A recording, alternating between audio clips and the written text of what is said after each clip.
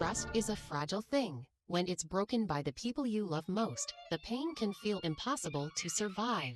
This is the story of how my husband betrayed me with my own cousin, shattered my family, and left me questioning everything I believed about love.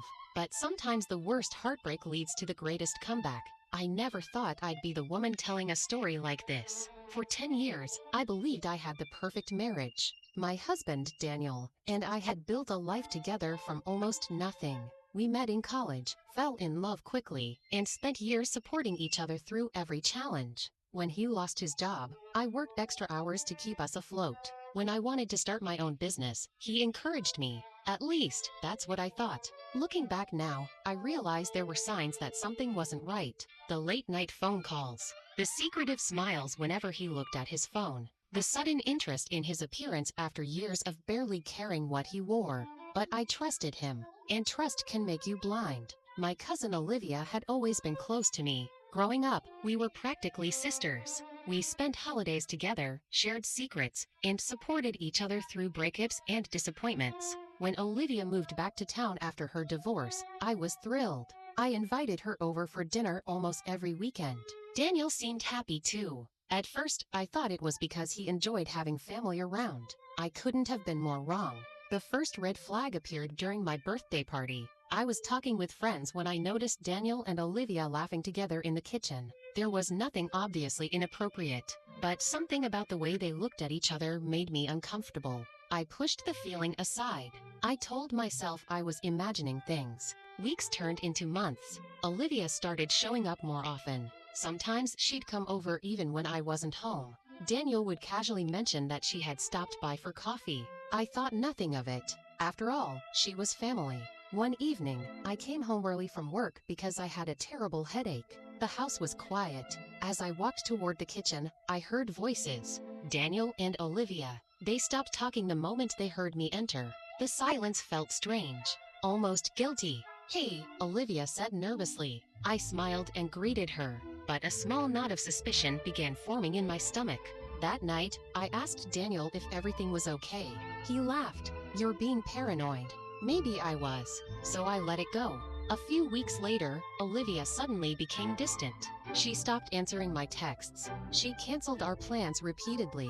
Whenever I asked if something was wrong, she'd insist she was just busy. I felt hurt, but I respected her space. Meanwhile, Daniel became increasingly cold toward me. He started criticizing little things. The way I dressed, the food I cooked, the amount of time I spent working. Arguments became more frequent. The warmth between us slowly disappeared. I couldn't understand what was happening. One Saturday morning, I borrowed Daniel's laptop because mine wasn't working. I wasn't snooping. I simply needed to send an email. Then a notification appeared. A message from Olivia. My heart stopped. The preview alone was enough to make my blood run cold. "I miss you already." For a moment, I couldn't breathe. My hands started shaking.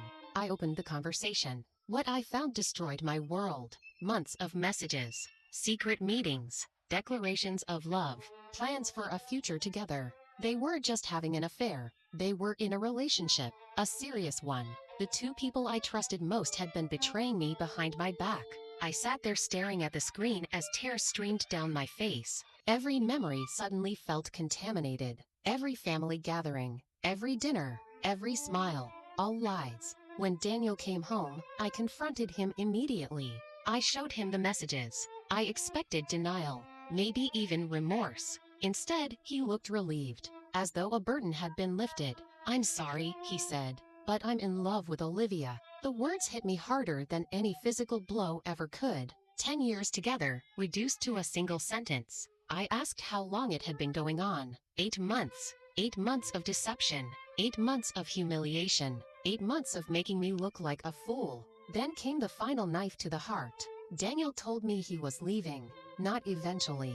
Immediately. For Olivia, he had already packed some belongings. He had already made plans. My marriage had ended long before I discovered the truth. I just hadn't known it. The following weeks were a nightmare. I could barely eat. I barely slept. Friends and family called constantly. Some expressed sympathy. Others wanted gossip.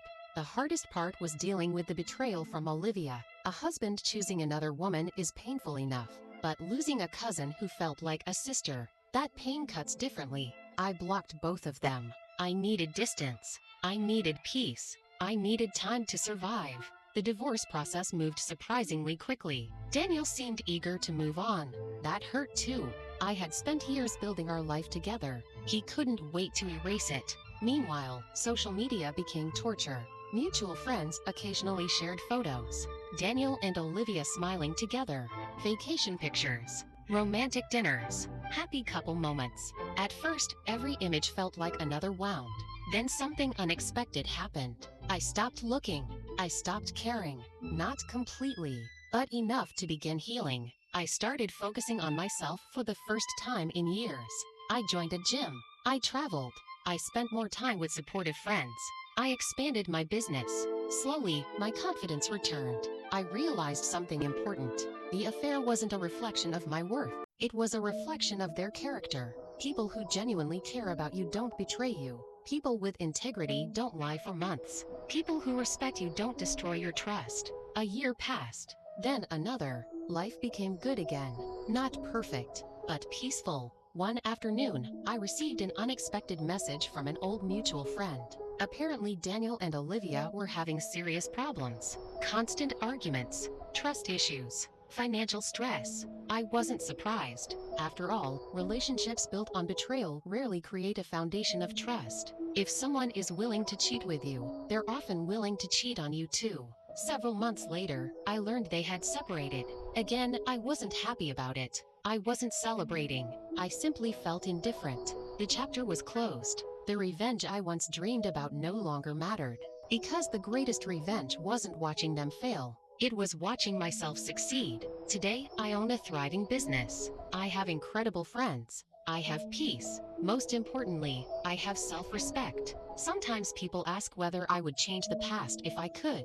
The answer surprises them. No, because losing Daniel and Olivia forced me to find myself again. Their betrayal broke me, but it also rebuilt me into someone stronger, someone wiser, someone who understands her own value. If you're listening to this story while going through heartbreak, remember this: the people who betray you are not defining your future. They are only removing themselves from it. Your story doesn't end when someone leaves. Sometimes that's exactly where your real story begins. Daniel left me for my cousin. At the time, I thought my life was over. Now I realize it was only the beginning of a much better one. Thank you for listening to this story on Cheating Stories. If you enjoyed this video, don't forget to like, share, and subscribe to the channel. Turn on notifications so you never miss a new story. And if you've ever experienced betrayal and came out stronger, let us know in the comments below. See you in the next cheating story.